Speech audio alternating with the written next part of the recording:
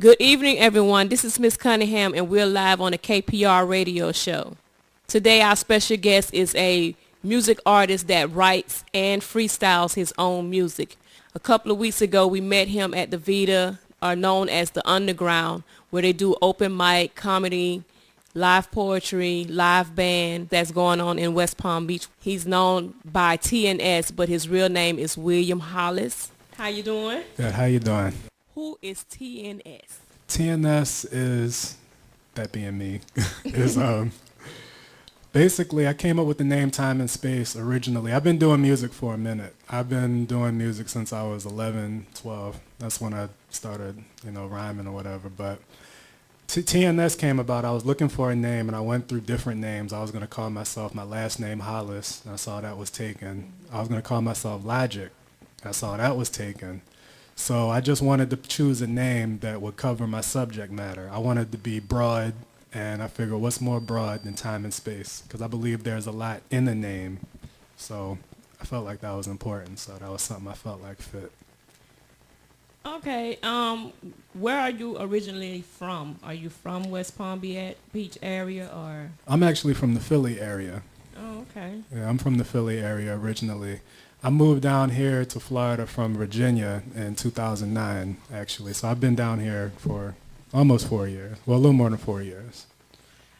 Between William and TNS, are the characteristics the same, or are they different people? Very different, very different. Can you elaborate on that? How can you separate William from TNS?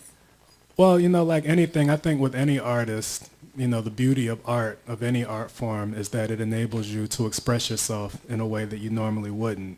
So, same as everybody else. I mean, it's an outlet, it's a platform. You get to show another side of yourself.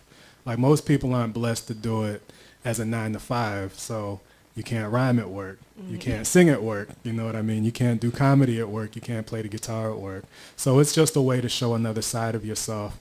And it's like a form of therapy. It's a way to discover yourself. It's just a wonderful thing. So is this your full-time job, or? No, it's not actually. That actually just changed recently. I look at it like this. I'm not saying I got fired. I'm gonna say my employer gave me my time back, because time is valuable. So I just had to say thank you for giving me my 40 hours back, and to try to have a positive outlook on it. Like I look at it like this: $10 an hour, 40 hours a week. So that was a $400 box. Now it's nice to have certainty and everything, but you also have potential there. So it's up to me what I do at that time. So, okay, I got my time back.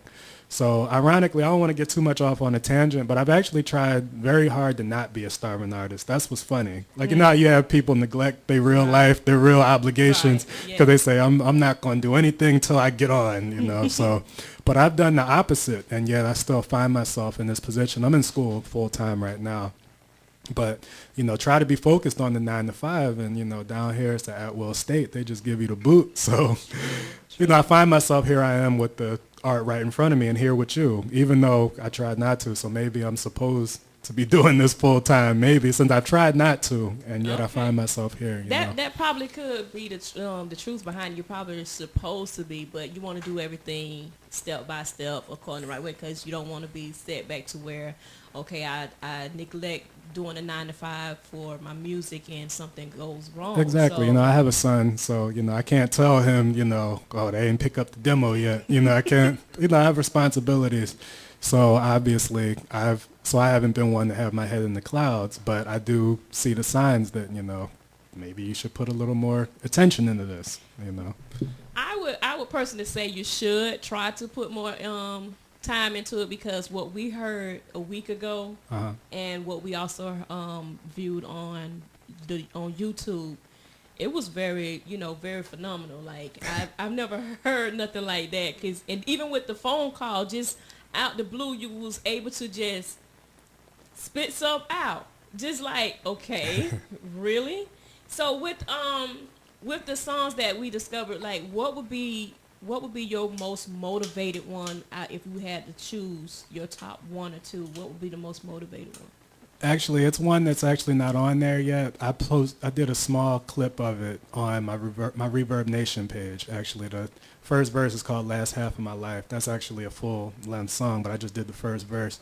I would say that one because it was the most personal. It was liberating, and it wasn't for anybody but myself. It wasn't something like, okay, I'm going to do this for the club, or I'm going to do this for the underground, or I'm going to do this for the pop charts. It was strictly for myself. Like, it didn't matter if anybody else liked it, because I liked it, you know. So, Right. And I look at it like there's actually was going to be a track too. Maybe I'll get to do it here in the booth one day. But I always say music is not a hobby and it's not a hustle. It's who I am. Right. You know, so people ask me, you know, why I do it. It's not something so trivial just to make money. Like, I think that's the problem. There's nothing wrong with making money, but you can't say I'm going to write this just to make money. And I don't look at it as just a hobby, like something you just do, like, whatever. You know, you go play basketball. You're not trying to make the NBA. You just go shoot around. Right, exactly. I mean, I say it's who I am, you know, with or without an open mic, with or without a music industry. I would do it. I did it at age 11. I'll do it at age 90 if I live that long, no matter what. So, if you don't mind, could you do the first verse of Last Half of My Life, that one? Okay. Yes. All right.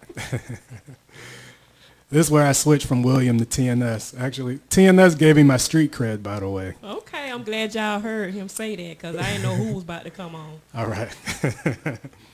At the age of 16, I was a troubled teen, begging for death. Way before me doing music, way before TNS. I felt the same as every other kid trying to escape. I rhymed to escape, in spite of all the struggles I faced. At 17, finally got some head, lost my virginity. I was still trying to put a number on infinity. Age of 18, graduated a couple months late. Had to move out. I joined the Navy, it's too much to take. $1,000 a month, but then it was too much to make. 19, 20, 21, I'm paying chick support. 22, 23, now I'm paying child support. Probably wasn't ready yet. How can any child support a child? That's in retrospect. 2014 and that's emerges. I'm a different person when I'm on stage. 25, 26, putting pain in my pages. 27, 28, let me try and explain. I went from going to court to going to jail to up in the cell. My own definition of hell. At the age of 29, unemployed, giving plasma. Life's a movie director, no telling where it cast ya. I was unemployed, so I tried to be a CNA. Maybe wiping ass for a living's in my DNA. I ain't want to live anymore, cause I ain't see a way. Sick of being myself, what person will I be today? I ain't want to live anymore, cause I ain't give a shit. I was suicidal most days, but I didn't quit. I ain't want to live anymore, cause I ain't give a fuck. But looking back, honestly, I probably didn't give enough. I can see why you say that. That was personal.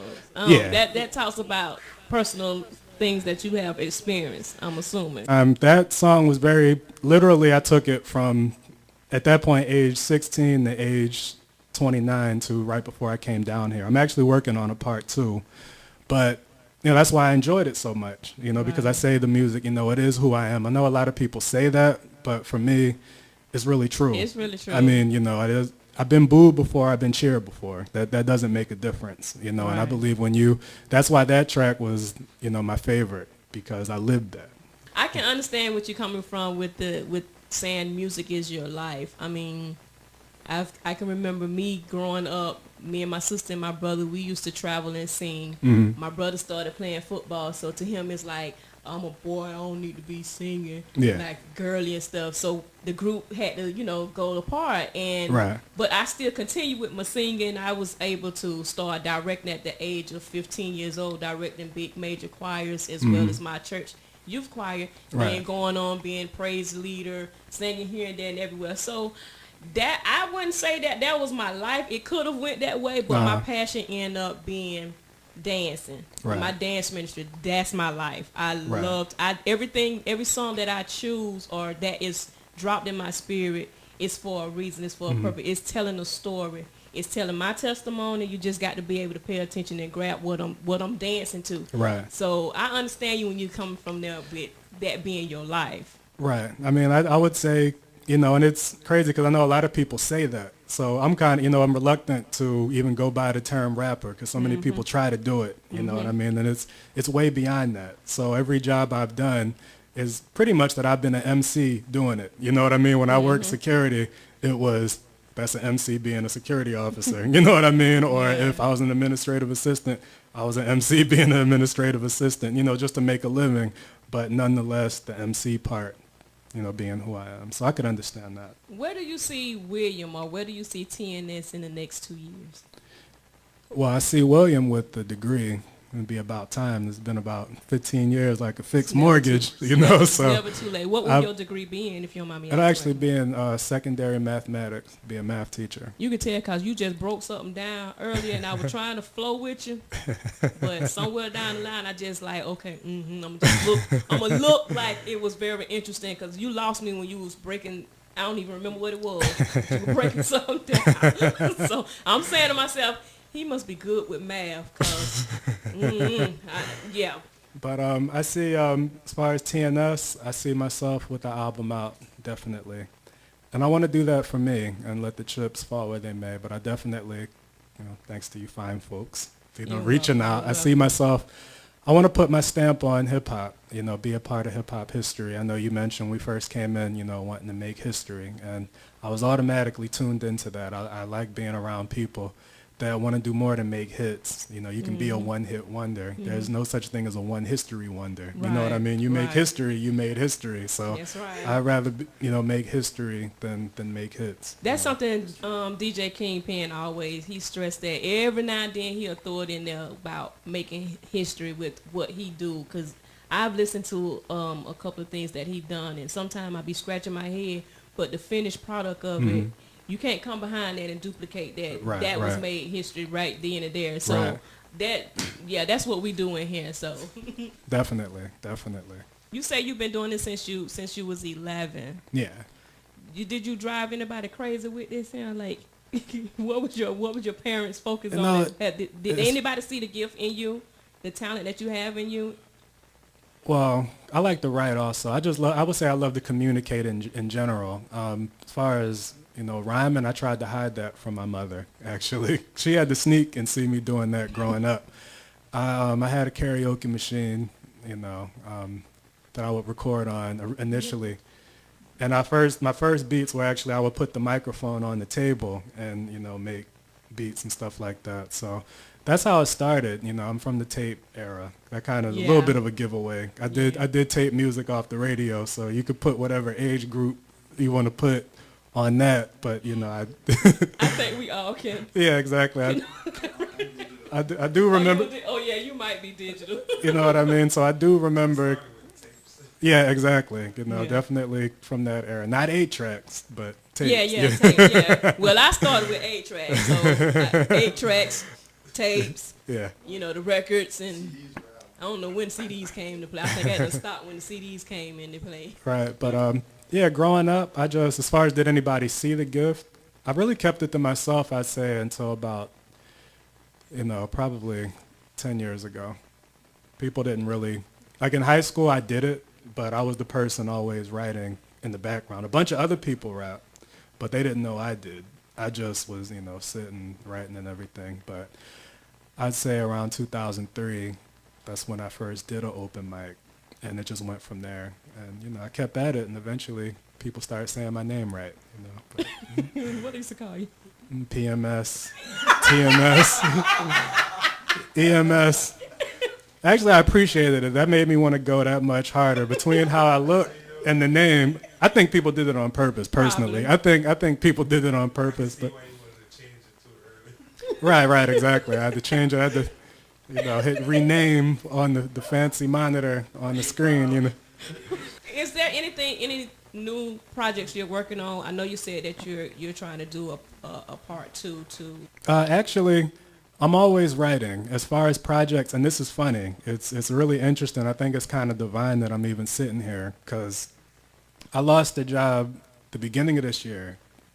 And I thought, 2013 is turning out really terrible because I got fired on January 4th. And actually, between the 4th and the 11th, all I did was record. I have some equipment at home that's nothing like this. There's nothing like this, but I recorded it, and I did like 6 tracks. I wanted to do something for 12 tracks. And now I find myself in a similar situation, and maybe I could get those other 6 tracks done now that the man gave me my time back, as I'm putting it. So now I have time to do that. So that's the project right now. So it's just about getting around, kindred spirits who want to make history, versus just ringtones, you know what I mean? So being around people with a common goal like that, that would be my project. I'm always writing though. It's definitely a possibility that you can get that done and complete, like you said, for yourself. That's an album you want to get complete and done for yourself. You could say, well, okay, with all of the boos and the oohs and the ahs and the yays and the nays, you still strived and completed, and you did something. You got that done, and you know you can get it out more. And now you have people that you know are going to stand, you know, behind you every possible way that can, to push you and promote you out there to get it, you know, to get it done. So it's always a door is always opening when the doors are closing. So that's something we always try to keep in mind, that, you know, we're going to first do it for ourselves so that it can motivate us to you know, to help somebody else. Because somebody, if they really listening at what you're saying, it may sound like you're going really fast, but if they really paying attention at what you're saying some serious stuff. Like the producer that's here today, Saturday when he heard you for the first time, he went from here to like laid back, like, I can really relate to that. And that's what you want people to grasp from what you're saying, because it's some true stuff, whether it's personal or whether it's just something you're just, you know, saying off the top of your head, but somebody gonna be touched by that. Right. So I look forward to seeing what TNS got to do and what TNS is going to do. I hope everybody that's listening will be able to see where he's going at with his music. His unique music. He has his own style of music. I wouldn't even try to copy that. I get so tongue tied that I be like, listen here, we gonna slow this down, and I just probably sing a hook and a verse for you and a hum. I appreciate that. So if there's anything you like, you know, want to give a shout out to anybody? You know, I appreciate y'all for doing this. And, you know, it's funny. I made a promise to myself that if I ever did if anybody ever paid attention or showed an interest in my music, I wanted it to be because of the music, like not just because I was cool with somebody or anything like that. So I've always strived to, you know, just be myself and be the best me I could be. You definitely struck a nerve when we heard you on stage, because at first we really thought you was a guy that fixed computers, because that's what. And I appreciate that, though. You know what? No, you know what? And I don't know if maybe it's like a little psychological thing I have going on, but when I go on stage, whether it's true or not, I always feel slighted. I can always feel that, so I know people are looking at me that way. And I don't know why. I mean, it's a little less now because people know me, but especially at first, when I first came down here, I could feel it. It's like it's almost like you could read minds, like, you know, like X-Men, like you could hear everybody thought. I could hear it, you know, nobody said anything, but I just hear all this stuff in my mind, you know, like, what he about to do, you know. I could hear that, especially when I came down here, so that just made me want to go that much harder. But that's what the saying is. The saying is so true. Never judge a book by its cover, because you don't know. Because when you got up there and Dr. Foolish said that, you know, he looked like he fix computers or whatever his term was, but I know it was something about fix computers. Yeah. That's how a person looked at you like, okay. But when you open your mouth and we like freestyling, what? All I can know is DJ Kingpin helped me hit my leg, say, get his number. You gotta get him. That's all you heard. Like, he's getting ready to make, he done made some new beats. I'm saying to myself, now if he hit my leg one more time, I'm not going to be able to dance no more. All you heard was, get his number. Get his number. And that's why we had to grab you, because that's what drawed us to you, was the music. It was some real stuff you was saying out your mouth. I can't remember what you were saying. I just know it was real. I'm not finna sit here and lie and tell you I don't know what you said. I heard what you said, but it was real deep. It you know, it made me grab hold to you and say, listen, we need you in the studio. I appreciate that. So with that being said, though, we just having fun, and here's Real Talk. You know, no, I won't say Real Talk, because that's somebody talk show, and they probably think I'm trying to bite their stuff. But we live on the Kingpin show. This is how we do it. We do the wisdom of the day, where we drop some wisdom and some knowledge and some understanding, some inspiration into you. And today we just decided to do something different. We air this as the Kingpin Radio show with William by way of TNS. Well, yeah. TNS, I said it right. I just had to correct myself. Thank God for editing. Yeah, it's I know you asked what it stands for. It's time and space. Oh, that's right. TNS stands for time and space. Yeah. Y'all heard that? Time and space. It don't get no deeper than that. A preacher can probably pick that up and preach a message off it. Amen. Hallelujah. We have a big shout out to DJ K.P.R live in the studio as always. We have our out of the country producer, friend, Canada, right? buddy, Canada, by way of New York for 6 months, by way of Lake Worth for however long he here for. Shifter Pro, this man here. If y'all need some music and some beats, he's a young man. When I say young man, he's a young man, very, very talented. We're going to have him to come on and give a little shout out too. But he is very talented. Why I'm pointing like y'all can see me? But he's very, very talented at what he do. His music is really, really good. You can see yourself singing and dancing and can I practice something real quick? I never do this. I'm a terrible promoter, by the way. I'm awful. I could do this for 90 years and you never know who I was. But all right, this is awkward because I don't promote. You know what I'm saying? But I'm on the YouTube channel. Is actually M.Cunningham. That's E as in egg, M as in Michael, C as in cat, E as in egg, E as in egg. For M.Cunningham, time and space. M.Cunningham is the YouTube channel, and on Reverb Nation, it's www.reverbnation.com/M.Cunningham. That's where you can hear some snippets of what I'm working on and have some more stuff coming soon. So I really do appreciate it. Okay, I'm glad you said that because I was going to ask you to put that out there.